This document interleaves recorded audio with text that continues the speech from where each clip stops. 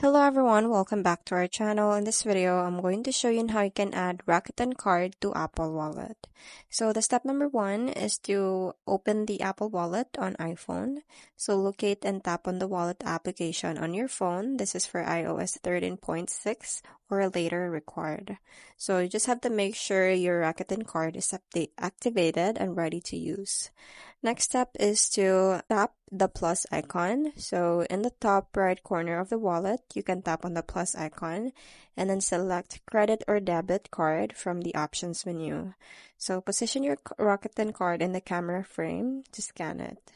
And then you just have to let your iPhone camera scan your Rakuten card automatically, or enter card details manually to type in the card number, expiry date, and the CVV code. Next is to accept the Rakuten Card terms and conditions. So choose verification method. So that will be the SMS code or Rakuten app confirmation. So just enter the verification code sent to your registered phone number. Lastly is once verified, your Rakuten card is ready for Apple Pay. So you can use it by double-clicking the side button and hold your iPhone near the contactless reader. So that's pretty much it. I hope you find this video helpful. Thank you for watching and I'll see you in my next one. Bye!